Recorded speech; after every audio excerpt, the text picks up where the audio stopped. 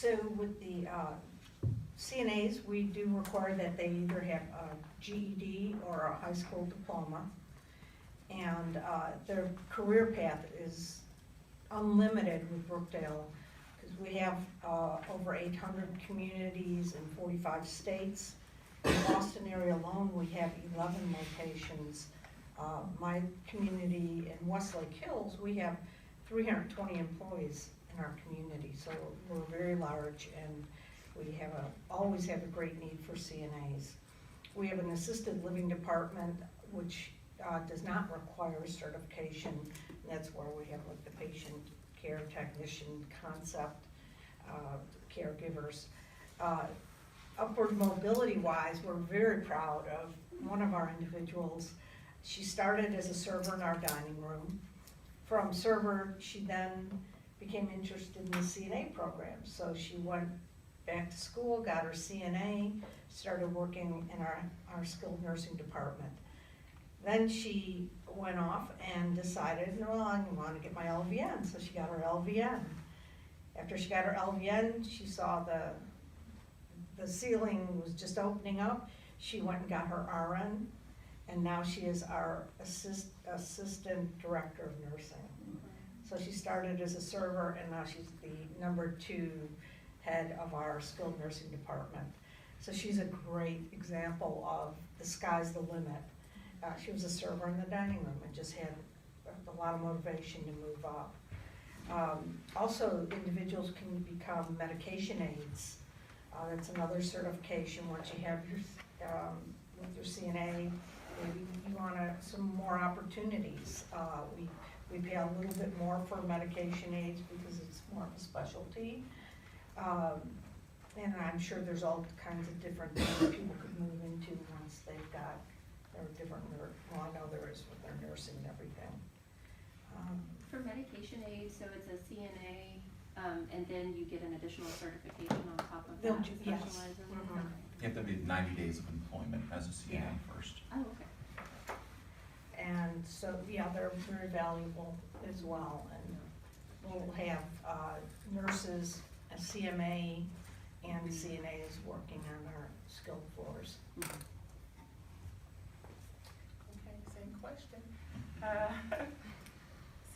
So with ACC's program, we go out into high schools. We were at Manor High School, we're now at Luling High School, we're at American Youth Work. So they don't necessarily have to have a high school diploma or a GED. Like she said, some employers, they like for them to have a high school diploma or a GED, but when they come in, at the high school age and I interview them, I'm really looking to see their maturity level. And so I have questions that I ask them, and usually if, you can get that sense of if they're really in it and they really want to care for somebody, because that's really what it's all about. If you're able to really think outside of yourself and really, be there for somebody else. So if you just have that kind of mentality and heart, then you're gonna be perfect for CNA. So like I said, our classes at ACC, they run from the regular classes, not the high school. Like if they come over to to the college, and they wanna get enrolled, they do not have to have a high school diploma or GED, okay? And then we're gonna get them in, and they could be done as fast as 3-4 weeks with the classroom portion. And then they're gonna take the state examination, and the state examination consists of a 70-question written test, and then they perform 5 skills, which we teach them the 22 testable skills in the class. So some students, they might take 2 months to finish because the state has it mandated that the students do 100 hours. So they'll do 60 classroom hours and 40 clinical hours.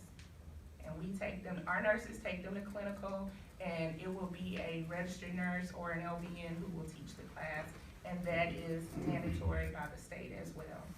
So as far as the ladder is concerned, yes, we also have the medication aid class.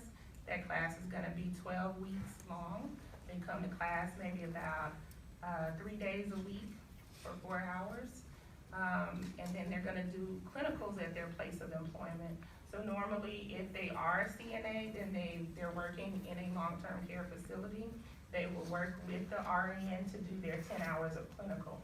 So we teach them the lecture didactic portion of the, training, and then they go to clinical at their place of employment.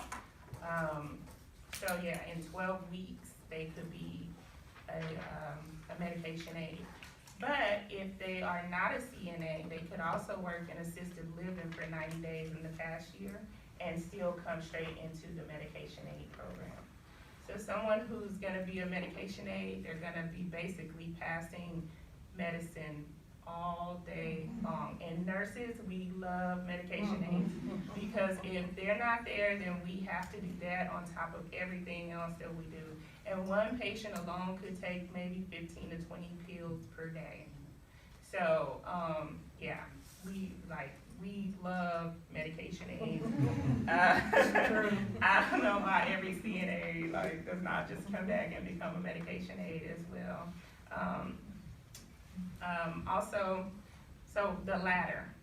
Right now, at ACC, for example, CNA is a prerequisite for the sonography program.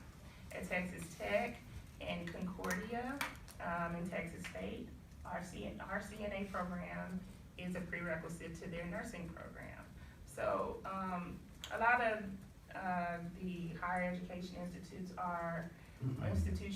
are starting to realize that having that CNA is a great foundation to anything you're gonna do healthcare related. So a lot of your students may show up, I don't know, I'll see some familiar faces, but I know with WorkSource, they're gonna show up here and they're gonna say, well, I wanna be a nurse, but they could also just start at CNA. You could tell them that we wanna do something right now where you can go to work and make some money, and be able to network, because when you're working in these facilities, the nurse practitioner comes over there, the RN is there, the doctor comes over there, the dietitian is there, the physical therapist is there. So you're seeing a lot when you're working as a CNA, and then you can kind of find your way, once you're in there. So me, for example, when I was in high school, I, at age, 15, I became a CNA to help work and help the family. So I started there, and then I did med aid, and then I went, was she describing me? Because it wasn't me, but I went on and I did the LVN program, which you can do the LVN program at ACC within three semesters, so about a year. Then I worked, because I always had to work to provide for my family. So I worked as an LVN for a few years, then I went back and got my RN, and then I finally went to UT and got a bachelor's degree. So, and I can say that what made me do it is because I started as a CNA, and then I got into the facilities and I started working around nurses and seeing what they do, and I said, I can do that. I can do that as well. So that's pretty much how, the ladder, you can become some come in because it's a prerequisite to the physician assistance program. And so they get their contact hours and their shadow hours by working, by coming to the CNA program, because we have that 40 clinical hours.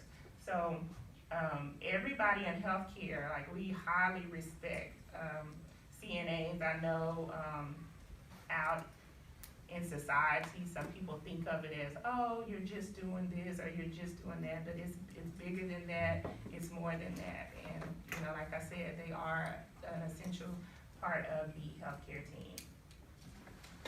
And just quickly, sorry, Richard, but Goodwill, Megan, how long is the CNA program at Goodwill, time frame wise? Yeah, our class is, it's a little longer than the bare minimum requirements, which is that 100 hours. Our class is 137 hours because it also contains an acute care added portion.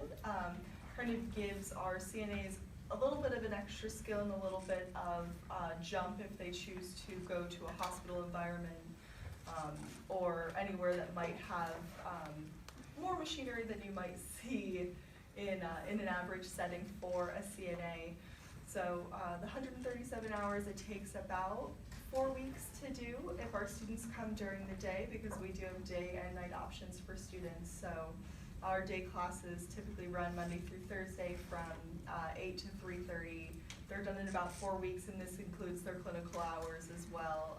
We go as a group. They're overseen by our 2 instructors who are an RN and an LVN respectively.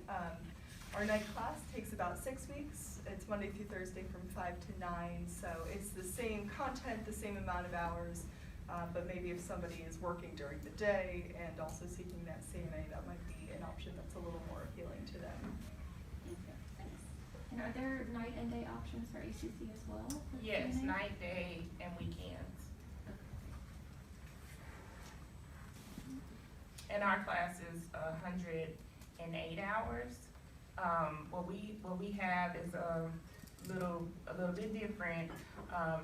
She was mentioning the acute care skill part. We partner with Seton and St. David's. So if a student particularly wants to go for the hospital, we keep it separate. So we train all of Seton and St. David's employees. They call them PCTs over there, personal care technicians. And so we have what's known as the PCT boot camp, and we also have the EKG class, the telemetry and monitoring class, and the basic phlebotomy class. We don't run it as one course, because what would happen, the ones who just need the CNA, because maybe it's just a prerequisite and they don't want to go to hospital, and they wanted it would extend their class and make their class a little bit more expensive. So we keep it separate. But if they are sure that they want to go and work in the hospital and they want that added training, basically when they go get a job at the hospitals, we already partner with them. So those hospitals will hire them and then send them to us for training, and they pay for their training, and they pay them while they're in training as well.